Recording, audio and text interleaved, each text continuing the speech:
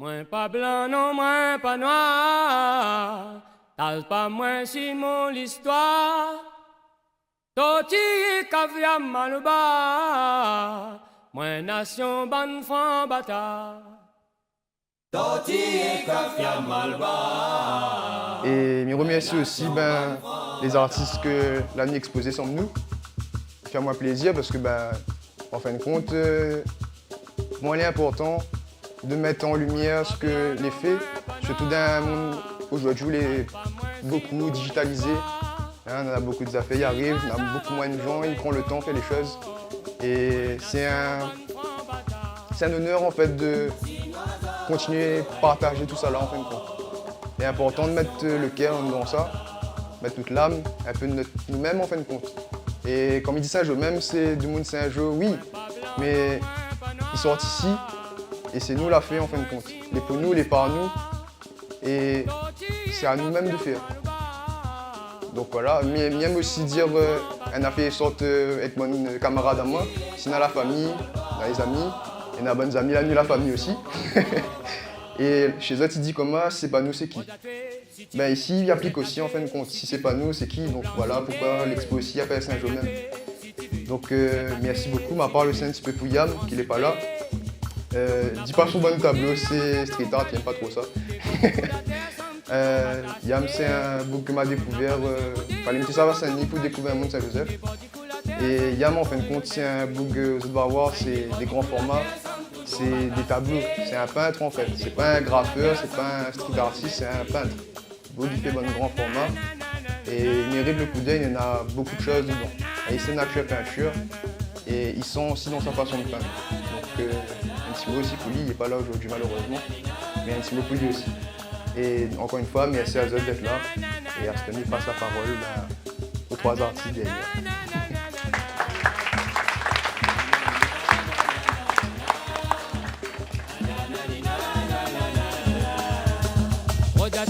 Si tu veux, achète à toi si tu veux, ton pied à l'incité, gagne à toi si tu veux, achète à toi si tu veux, un pied chinoisité, en même là pas besoin de rouler, en moins faible en qualité, des bords du coup la terre somme toute mon batacité, en même là pas besoin de rouler, en moins gobe mon qualité, des bords du coup la terre somme toute mon Donc, il disait, Yam, c'est un marmaille Saint-Joseph. Il expose depuis 1 an à peu près, si je ne dis pas de bêtises, m'a découvert par l'exposition Saint-Denis. En fait, Yam, vous savez, il n'aime pas appeler ça street art parce que c'est pas un graffeur, là, c'est pas des bombes de peinture, c'est vraiment de la technique picturale, donc avec des pinceaux, avec des brosses. Et c'est vraiment de l'huile sur toile, c'est des couches, c'est vraiment comme un tableau en fait, c'est un tableau. Hein. Et donc, en fait, ce que j'aime bien avec Yam, c'est que Lina, tout le monde dit ça, cette magie créative, et encore cet espace de, comment dire ça, l'espèce de folie en fait, la folie créative que nous qualifient les artistes avec, on dit que là, c'est que des artistes qui viennent faire ça fait comme ça.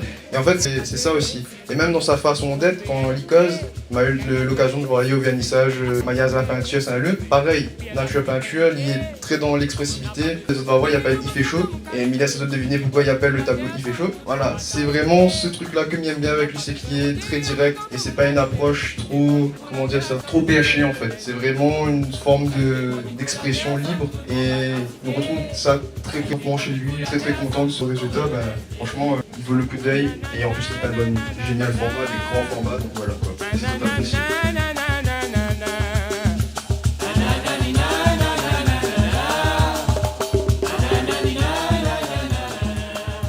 Clap, bonjour. Alors du coup, me laissez vous présenter. Maria. Maria, il fait longtemps que m'y connaît parce que nous étions lycée ensemble. Voilà, Mamie peut dire maintenant parce que voilà, et aussi bientôt ce tour. Du coup, on est devant le tableau de Maria. Elle me laisse aller un peu causer de ce qu'elle a fait quoi. Alors, qu'est-ce que j'ai fait? Moi, j'avais eu un thème avec Réo qui était autour de la forêt. Donc moi, j'ai fait un peu une forêt imaginaire, intérieure. D'où le fait que j'ai dit, j'ai mon propre interprétation, mais à force de le faire, je voulais laisser un peu l'interprétation aux autres personnes. Donc c'est surtout de l'aquarelle.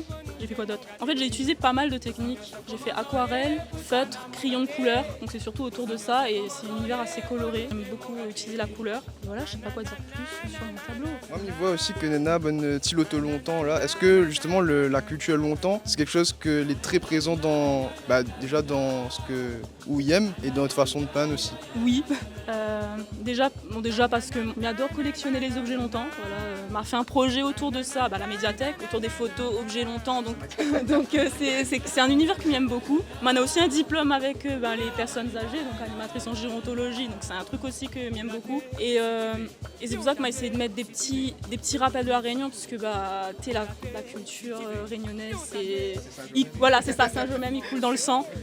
Voilà. Merci. Maria, merci beaucoup et nous enchaîne sur la suite. Merci à vous parce que m'a oublié de dire. Merci. Attends, il s'est dit merci l'UFC Bouzy. Oui, parce que m'a oublié de dire, c'est un peu grâce à lui si mal est là, parce que c'est où la propose à moi, donc merci à vous. En fait, pour moi, t'es une évidence parce que, comme il disait, m'a connu elle dans le temps lycée.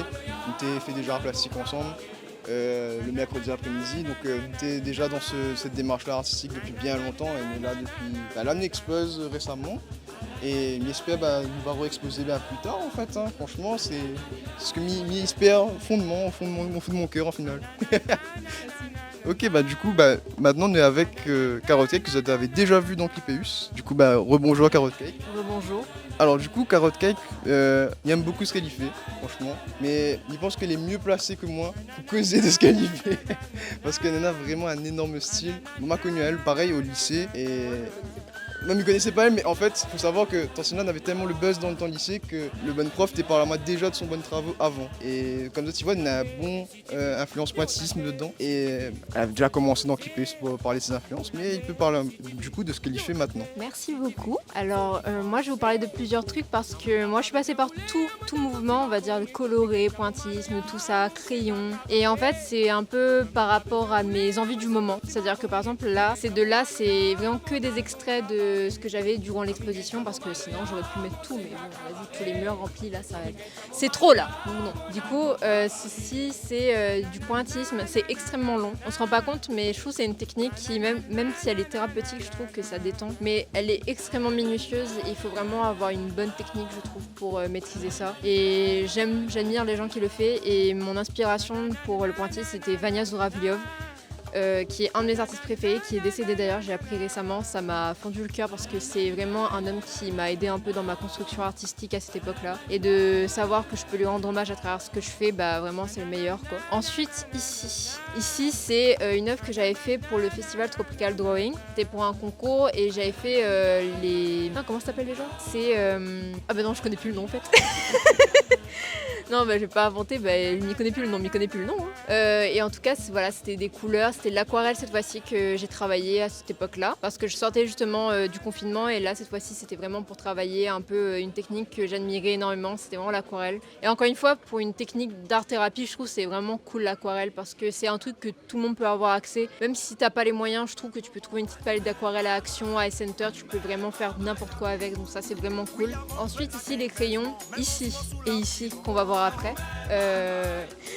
Du coup ici c'est pareil, une technique que j'ai un peu vue avec un professeur à cette époque-là et j'adorais sa façon de dessiner en fait les corps, les femmes, tout ça, et moi j'avais envie de m'en inspirer. Justement on s'était rencontrés à ce moment-là et j'avais fait un peu j'ai fait ça quoi, pourquoi je vais faire plus que ça là, c'est une femme quoi, il y a aussi des tétés. Ensuite par là-bas, ici c'est une petite série de tableaux faits au crayon couleur que j'admire énormément parce que je m'attendais pas à ce que ça rendait bien, parce qu'en fait nous, notre premier abord au crayon couleur c'est que c'est scolaire, du coup les gens ils vont jamais se dire c'est un peu ennuyant le crayon couleur et tout, alors que pas du tout. Je trouve que c'est une technique qui, si tu la maîtrises, franchement elle peut donner des bonnes techniques, et moi je trouve que quand tu t'entraînes et que tu te lâches, ça fait vraiment des trucs incroyables en fait, et moi j'ai voulu expérimenter ça un peu, différentes émotions, tout ça, et aussi c'est grâce un peu à Instagram, un peu à internet que j'ai appris un peu à dessiner, donc vraiment c'est... donc voilà.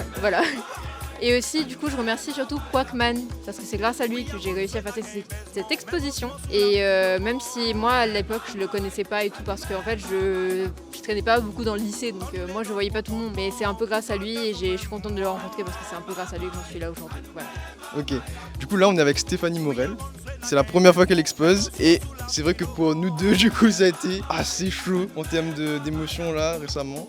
tes ressentis, c'était quoi? Par rapport à Ouais, l'exposition. par rapport à l'exposition. Bah oui, parce que voilà, je suis pas habituée à présenter ça dans un cadre public donc voilà, pas forcément confiance peut-être dans ce que je faisais, mais bon voilà, après je me rends compte qu'il y a vraiment beaucoup de styles différents et chacun voilà, sa manière de son univers, voilà, c'est un échange à avoir avec les personnes justement, qu'est-ce qu'elles peuvent voir à travers ce qu'on dessine.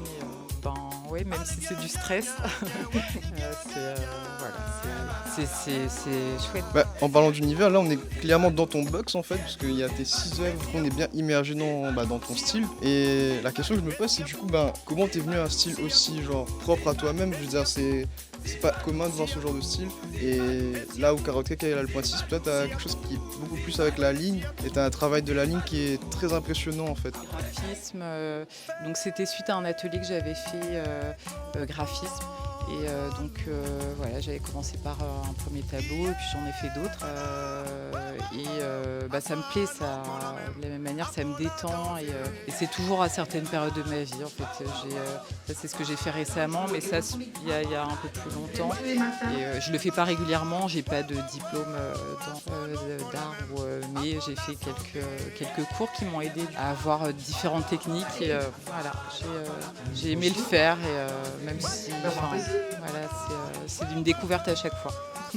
Franchement, je peux te dire que pour ce que j'ai vu en termes de 6 tableaux là, t'as largement ta place dans des expositions. Parce que franchement, même avec... En fait, ça c'est un ressenti personnel. J'en ai vu des expos, mais franchement, avec un style comme ça, j'aimerais en avoir plus. Et franchement, t'as pas à rougir de ton niveau, au contraire. Franchement, moi je trouve que c'est cool que tu arrives dans cette période-là où on parlait de l'IA tout à l'heure sans vraiment en parler. Mais pour moi, c'est important parce qu'il y a un côté... C'est du cœur que ça vient, tu as envie de le faire et ça se sent. Et du coup, quand on regarde tes tableaux, on sent qu'il y a du temps passé, qu'il y a une réflexion en fait derrière, même si c'est pas une réflexion dans le sens où il y a un message à cacher. C'est plus une réflexion de comment travailler cette chose-là et franchement je trouve que c'est beau et t'as vraiment pas à rougir parce que franchement tes tableaux dans ma voiture, ma voiture elle a pris au moins 500 € de valeur en un coup. non, franchement merci beaucoup et j'espère te revoir très vite en oui, en espérant aussi. C'était un plaisir en tout cas de te rencontrer parce que je te connaissais pas. Merci beaucoup. Voilà, merci. Bon, c'est quoi que man, ça finit de voir mon gueule plusieurs fois. Ça pas représente à moi. Du coup, on va dire une fois, pas deux. Ah si, en fait c'est deux parce qu'on m'a déjà expliqué, mais bref. En gros, mes tableaux, ça m'y fait moi, c'est de l'infographie. Voilà. Il passe par de la 3D, Manen passe de 2D derrière, et m'y fait ce qu'il appelle ça de travail de texture, donc il rajoute de la texture dans mes tableaux ensuite derrière. Donc, le premier, il appelle le subconscient CAF. Mon interprétation, c'est quoi? C'est, en fin de compte, chez nous, il y en a deux façons de procéder. Il y a les gens qui les visionnaires, donc qui voient dans le futur de ce que ça s'y fait, et il y a les gens qui les enfermés dans vos contraintes en fait. Et en fait, pourquoi c'est cette image-là? En fait, le gars, il continue à jouer Maloya malgré ses chaînes, parce que malgré qu'il a appris à jouer Maloya, il n'est pas visionnaire, donc il fait du Maloya sans connaître pourquoi il fait du Maloya. Il fait du Maloya juste pour faire du Maloya. Et du coup, c'est aussi ce délire-là de dire que la bonne chaîne et les yeux autour, il ramène à cette vision extérieure qui n'est pas la sienne. C'était ouais. Et en fait, ouais, d'ailleurs, c'est Flemme qui tient le caméra derrière qui dit que c'était son idée. Et il faut se dire qu'on avait deux personnes dans le vocal quand on a créé le train. On avait Aïe et Ludovic. On avait les deux Ludovic.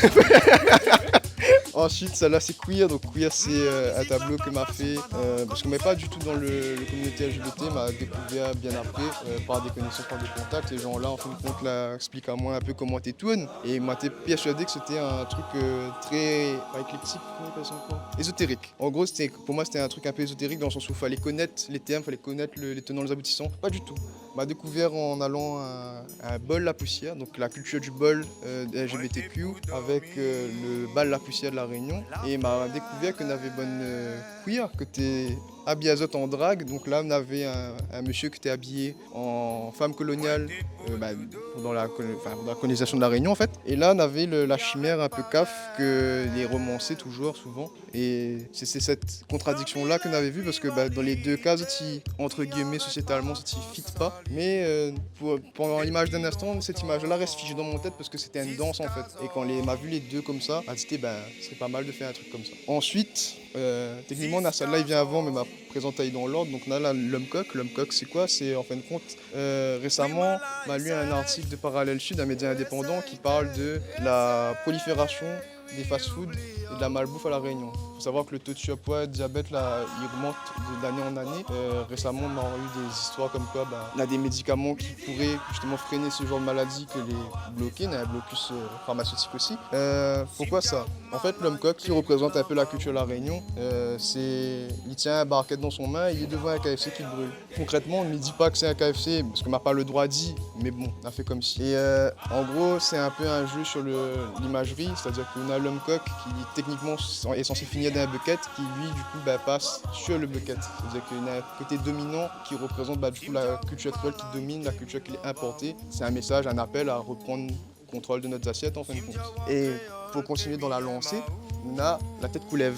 Celle-là, elle est arrivée quand on m'a commencé à être indépendant financièrement, on va dire, entre grands guillemets. En fait, on m'a découvert comment Tétouane, tout ce qui est GBH et ce genre de groupe. On m'a découvert que plus de 40 € sur 40% des recettes que les produits à La Réunion avec ce genre d'enseigne, ils reçoivent dans les poches de GBH. Et nous, la vie augmente chez nous. Donc on a ce délire-là. Et pour reprendre l'imagerie de la chaîne, parce que je sais pas si tu as vu, on a pas mal de chaînes dans mes affaires. En fait, là, au lieu d'avoir la chaîne sur les yeux directement, on a un côté de yeux les ouvert, un côté de yeux, on a la vision, ce que nous disait tout à l'heure. Et en fait, là, il représente un forme, parce que pour moi, la forme aussi, c'est une imagerie de la puissance matriarcale, c'est-à-dire que la puissance dans la case, il ne faut pas mentir, il y en a oui des foyers avec homme seul, mais beaucoup de foyers les gérés par coulève dans la case. Pour moi, c'était aussi de dire nous on enlève cette chose-là qui entrave à nous, cette chose-là qui empêche à nous de développer à nous correctement et sainement.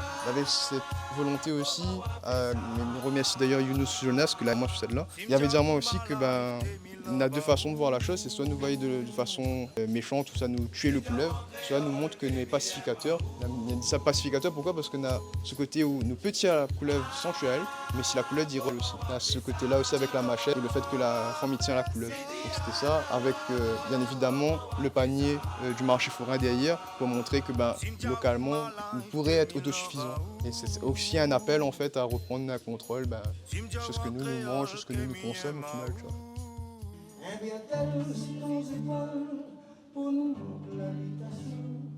Du coup, nous présente à Monsieur Figuin, commissaire de cette exposition. Grand merci à Monsieur Figuin d'ailleurs d'accueillir à nous en fin de compte. Pour nous, c'est un réel plaisir de toute façon, parce que la médiathèque, c'est une médiathèque pour tout un chacun. Et il est vrai que vous, nous, d'autres artistes n'ont pas les moyens parfois d'aller exposer dans d'autres galeries, soit parce que vous êtes refusé, parce que vous êtes trop jeune, parce que ça ne sied pas à monsieur, madame, un tel, ou peu importe. Je le dis comme je pense, évidemment. Et donc nous donnons cette opportunité à tout un chacun. Vous déjà, cette nouvelle garde, que, comme je disais tout à l'heure, qui n'est pas street art, tout graffiti ou peu importe. Au contraire, vous avez votre propre genre, votre propre signature, et ça c'est extraordinaire. Tant dans tes tableaux à toi, Quackman, que ceux de Yam, de Florence, etc. Donc, extraordinaire. Et je vous convie d'ailleurs à revenir chez nous l'année prochaine. Avec grand plaisir. Voilà. Bon, du coup, c'était M. Figuin. Encore une fois, grand merci à M. Figuin, à la ville de Saint-Joseph, à la médiathèque de Saint-Joseph. Gaillard Bonhomme. Gaillard monsieur aussi, grand monsieur ça. 70. Derrière et nous ça commence l'année en l'absence de notre mère. Aujourd'hui me va crier et pas mes simifères. Quand t'es réfléchi longtemps, mais t'es dit dans ton tête souvenir l'apéro monte courant. Il laisse la peau d'hier ouverte, en cas si un jour ouvert à tourner, mais oubliez les notes, mes mères, ils sont encore pour moi, t'y faire faner, oh ta petit frère, mon mère, là, fini aller.